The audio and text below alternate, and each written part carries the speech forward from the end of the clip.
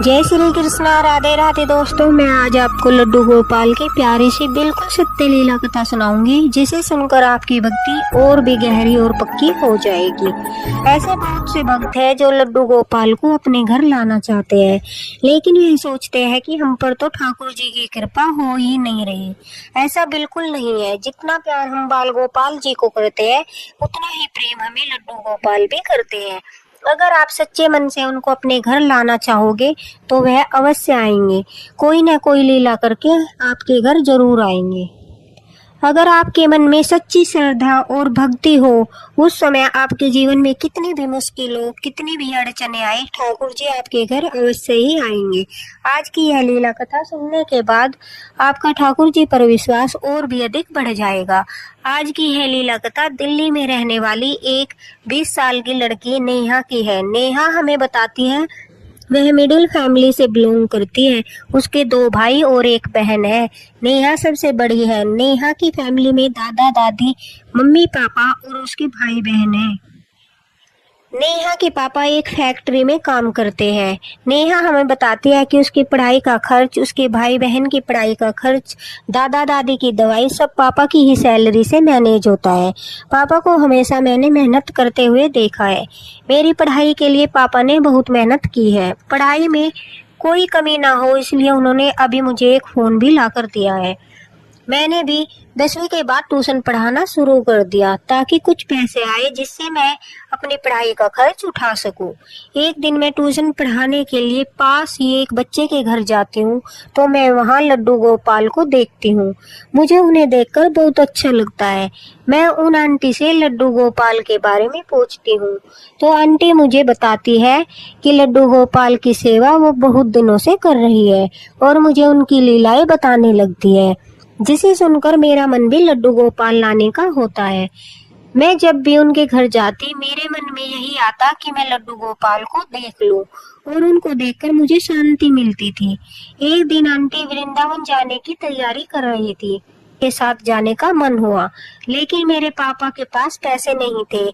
मैंने कई बार वृंदावन जाने की सोची, लेकिन कोई न कोई अड़चन आती रही। मैं धीरे धीरे कुछ पैसे इकट्ठा करने लगी। जब मेरे पास पैसे इकट्ठा हो गए तो मैंने मम्मी पापा से कहा, मैं वृंदावन जाना चाहती हूँ।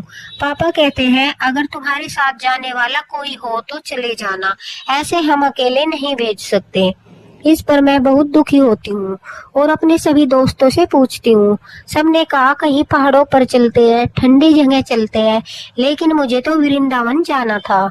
यह बात बिल्कुल सच्ची है। जब तक ठाकुर जी का बुलावा न आए, हम उनके निज धाम पर नहीं जा सकते। पड़ोस में एक भाभी जी वृंदावन जा रही थी। उन्होंने अपने आप ही मुझसे पूछा, नेहा क्या तुम मेरे साथ वृंदावन चलोगी? मैं यह सुनकर इतनी खुश हो गई मानो मुझे सब कुछ मिल गया हो। मैंने तुरंत एक पल भी नहीं सोचा और हाँ कर दी। पापा मम्मी भाभी को अच्छी तरह जानते थे, इसलिए उनके साथ उन्हें जाने में कोई प्रॉब्लम नहीं थी। पापा मम्मी ने भी मेरे जाने के लिए हाँ कर दी।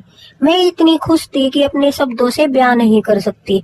मैंने सोच लिया था कि मैं वृंदावन से लड्डू गोपाल लेकर आऊंगी, लेकिन इस बात का जिक्र मैंने घर में किसी से नहीं किया।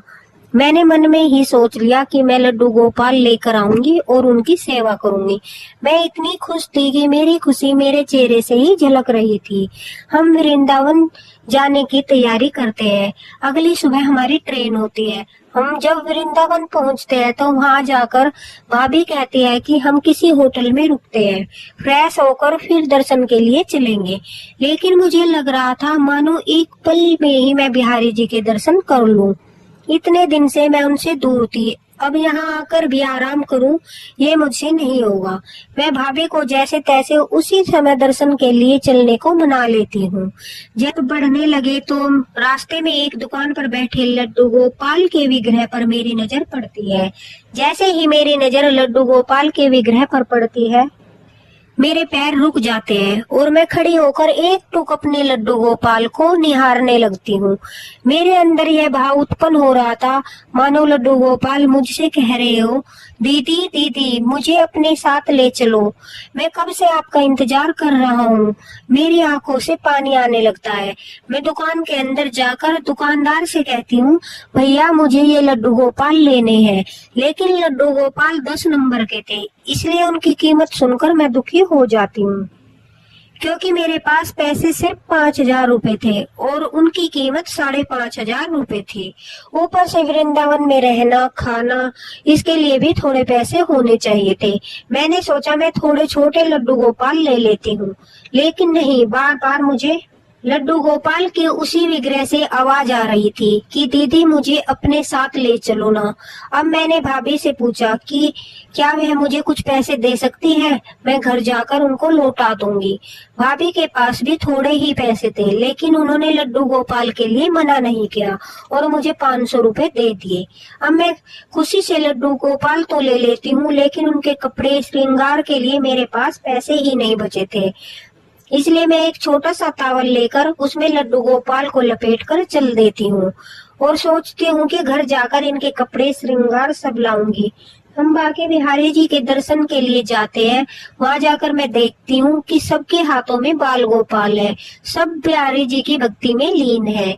मेरे हाथ में तौलिया में लपेटे हुए छोटे से बाल गोपाल को देखकर बहुत सारे लोग मेरे पास आते हैं और आकर कहने लगते हैं, कितने प्यारे बाल गोपाल हैं, आपने इन्हें पोशाक क्यों नहीं पहनाई, इनका श्रृंगार क्यों नहीं किया। अच्छा ठीक है, यह पैसे लीजिए और हमारी तरफ से बाल गोपाल के लिए एक पोशाक गिफ्ट खरीद लेना। यह कहकर बहुत सारे भक्त मुझे पैसे देने लगते हैं। कोई कहता है हमारी तरफ से मुकुट ले लेना, कोई कहता है बांसुरी ले लेना, कोई कहता है हमारी तरफ से ज्वेलरी खरीद लेना। मैं सोच में पड़ जाती हूँ कि यह सब क्या हो रहा है और आश्चर्यचकित रह जाती हूँ। मैंने बाके बिहारी जी के दर्शन किए, अपने लड्डू गोपाल को भी दर्शन कराए और बाहर आकर बैठकर मैं पैसे गिनने लगती हूँ।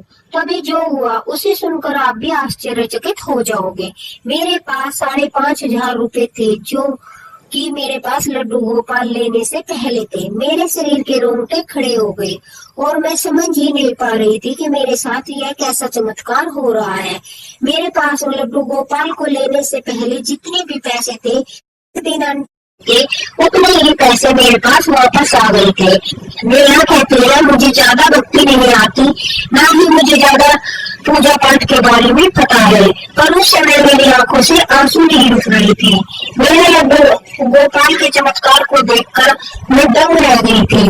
उनसे प्रार्थना करने लगी कि आपकी यह कैसी लीला है, आपने तो आते ही अपने भक्त के मन में श्रद्धा भक्ति और भी गहरी और पक्की कर दी।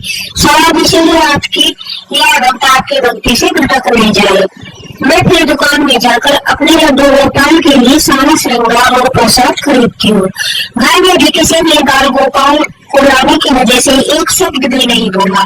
किसी ने यह भी नहीं कहा कि इनकी सेवा कौन करेगा। मेरे घर में सभी उनके भक्त बन गए और उनको सभी लाड़ प्यार करते हैं। मुझे नहीं पता था कि ठाकुर जी बड़ी लीला करके हमारे घर आएंगे। अगर ठाकुर जी की इच्छा हो तो उनको आना हो तो मैं कुछ भी लीला कर सकते हैं। मीरा कहती है कि मैं अपने बाल गोपाल से ये प्रार्थना करती हूँ कि मेरे मन में अपने लिए भक्ति कभी कम न होने देना। चाहे कैसी भी परिस्थिति आए, मेरे मन में आपके लिए भक्ति और श्रद्धा ऐसे ही बनी रहे। मैं मीडिया को थैंक यू बोलना चाहूंगी लड्डू गोपाल की यह अद्भुत लीला हमारे साथ शेयर करने के लिए। बोलो डॉक्टर बिहारी लाल।